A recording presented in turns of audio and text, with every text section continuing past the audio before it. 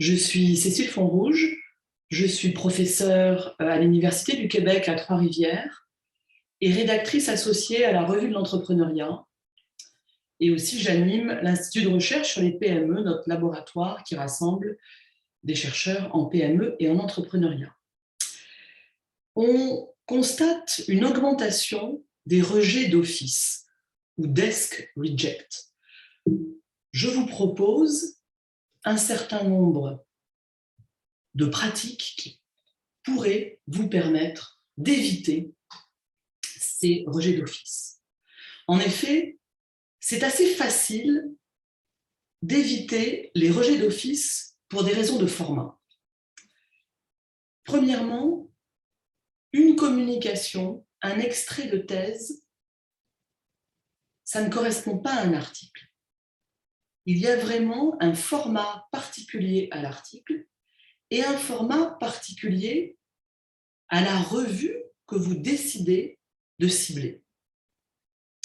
Ainsi, un article qui a été refusé ailleurs ne peut pas être envoyé en l'état à la revue de l'entrepreneuriat. Celle-ci a un style, des auteurs, une philosophie qui est foncièrement différente des autres revues en PME entrepreneuriat. Deux cas de figure. Vous êtes au début de la rédaction de l'article et là, je vous propose de positionner votre article par rapport à la revue et de cibler un certain nombre d'évaluateurs et de thématiques propres à la revue. Et donc de formater votre article selon la revue de l'entrepreneuriat.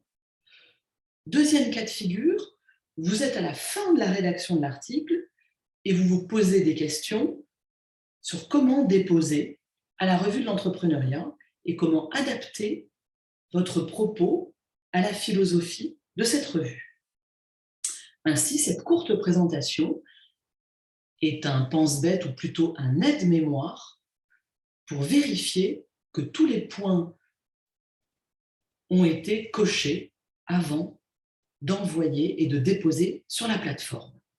Donc, je vous propose 5 conseils pour éviter ces rejets d'office. Règle numéro 1. Elle porte sur la ou les contributions. Vous avez fait un gros travail précédent, quelquefois une thèse avec d'importantes contributions, mais vous devez rentrer cela dans un format d'article. Donc, vous devez vous demander au final quel est l'intérêt de cet article, de cette contribution choisie parmi l'ensemble de vos contributions et qui tiendra dans une vingtaine de pages. Une manière d'opérationnaliser ces contributions, c'est de vous demander ce sur quoi vous souhaiteriez être cité. Donc, vous pouvez déjà penser à la phrase que l'on va reprendre. D'autres auteurs vont reprendre vos résultats avec telle ou telle phrase qui sera généralement présente dans votre résumé ou dans votre conclusion. Donc, il s'agit, pour éviter le rejet d'office, de mettre en avant, de mettre en valeur, de clarifier votre contribution principale. Attention aux effets rhétoriques du style « personne n'a jamais étudié cette question, donc je vais l'étudier », les fameux gaps ou fossés à franchir. C'est un peu curieux toujours que personne n'ait jamais étudié cette question. Est-ce qu'il n'y aurait pas, dans la revue de l'entrepreneuriat, d'autres auteurs qui auraient étudié cette question sous un angle différent, une partie de cette question? L'idée est que votre contribution doit s'insérer dans une discussion ou une conversation existante avec les auteurs de la revue et les auteurs en entrepreneuriat. Cela permet, cette conversation, d'envisager qui seront vos évaluateurs. Donc, vous pouvez déjà vous poser la question, dans vos lectures favorites dans la revue de l'entrepreneuriat, qui sont ceux que vous souhaiteriez comme évaluateurs? Il y a de fortes chances que si l'on perçoit clairement votre positionnement, eh bien, ce sont ces évaluateurs qui vont être choisis. Donc, première règle, dans le nuage des contributions, faites apparaître le ciel bleu de votre principale contribution. Deuxième règle, il s'agit de vous positionner très clairement. On doit percevoir la littérature dans laquelle vous vous insérez. On doit percevoir, dans les débats actuels en entrepreneuriat, dans quel champ vous vous situez. On doit percevoir très vite les méthodes que vous utilisez, les approches épistémologiques. Et de tout cela va découler vos contributions.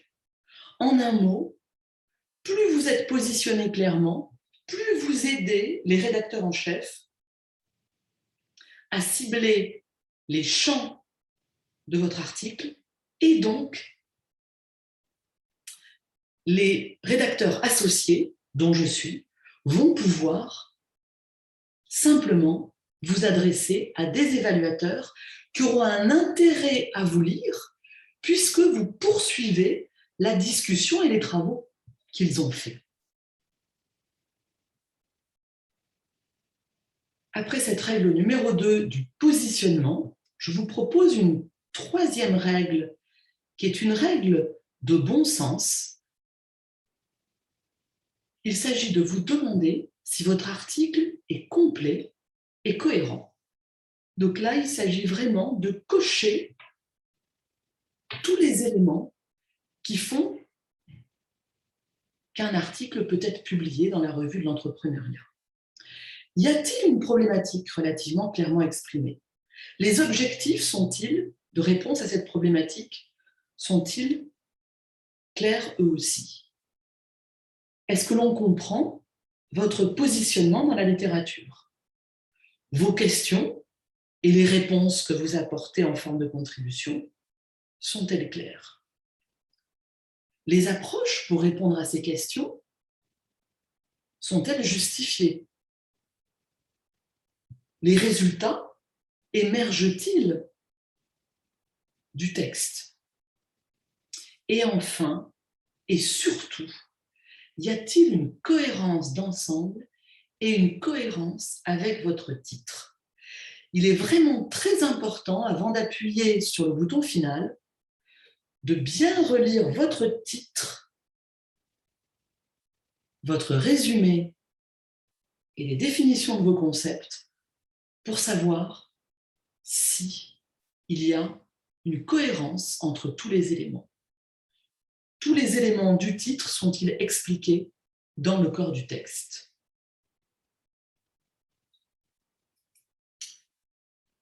Règle numéro 4, c'est plutôt des conseils. Comment éviter le desk reject en augmentant votre crédibilité? Bien sûr, vous n'êtes pas connu puisque, à part les rédacteurs en chef, vous êtes anonyme. Donc, les évaluateurs ne connaîtront pas votre nom et le nom de votre équipe. Donc, ce n'est pas par votre personne que vous allez augmenter votre crédibilité, mais c'est bien par votre texte, par votre article. Je vous propose un certain nombre de conseils pour augmenter votre crédibilité. Premier conseil, le choix des citations. Les auteurs précédents que vous citez doivent être faits et choisis de manière stratégique. Bien sûr, vous devez choisir des auteurs de la revue, mais aussi vous devez choisir des auteurs de la revue et d'ailleurs reconnus dans leur champ et reconnus dans le champ dans lequel vous vous situez. Attention à ne pas vous dévoiler trop facilement en vous citant plusieurs fois. Pour augmenter votre crédibilité, je vous propose aussi de montrer votre habileté à manier les concepts que vous présentez, en donnant des définitions les plus connues, en faisant des synonymes, des parallèles, des rapprochements entre différentes définitions, et en montrant vos capacités à analyser ces concepts et à les opérationnaliser. Troisième conseil pour augmenter votre crédibilité, les citations. Si vous vous adressez à des évaluateurs qui connaissent très bien votre champ, ils vont connaître les textes que vous avez lus. Donc, ils vont savoir si les citations que vous faites sont appropriées. Les bonnes pages, les bons livres, les moments les plus éclairants. Vous pouvez aussi apprendre aux évaluateurs d'autres textes qu'ils ne connaîtraient pas. Mais attention, ils vont aller les vérifier. Ils vont aller vérifier que c'est le bon endroit, le bon texte. Et si ce n'est pas le cas, votre crédibilité sera entachée avec un certain nombre de biais que les évaluateurs peuvent activer et des biais négatifs. Pour augmenter votre crédibilité, bien sûr, votre méthode, votre approche épistémologique, votre approche théorique et vos terrains sont importants. On doit les comprendre clairement.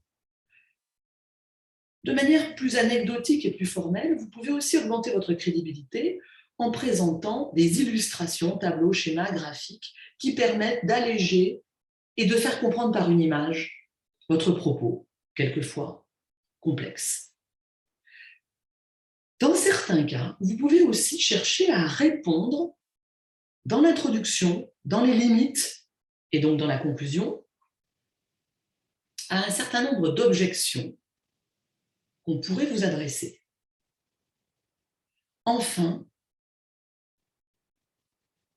demandez-vous toujours quelle est la petite pierre que vous allez amener à l'édifice des recherches précédentes et quel est votre apport à la compréhension d'un nouveau phénomène ou d'un phénomène ancien.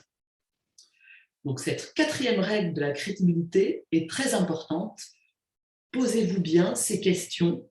Est-ce que je peux encore gagner en crédibilité par un certain nombre d'éléments cités dans ce transparent? Dernière règle, qui est plutôt un conseil, laissez reposer. En effet, le temps est le meilleur allié de la recherche. Il permet de vous détacher de votre texte et de le laisser reposer pour vous dire « Eh bien, je vais lire ce texte avec des yeux neufs, comme si ce n'était pas moi qui l'avais écrit. » Si vous n'arrivez pas à prendre cette distance salutaire qui fait partie de nos compétences de chercheurs, n'hésitez pas à faire appel à des lecteurs bienveillants dans votre univers académique qui pourraient vous faire des conseils positifs. Dans le même ordre d'idées, utilisez les conférences, les présentations et toutes les occasions pour tester votre article et vos contributions. En clair, dormez sur votre article et portez un regard neuf sur celui-ci, comme si vous étiez votre propre évaluateur de cet article. Est-ce que vous allez le rejeter d'office ou est-ce que vous allez le garder dans le processus? Si vous répondez par la positive, bravo, allez-y, publiez dans la revue de l'entrepreneuriat.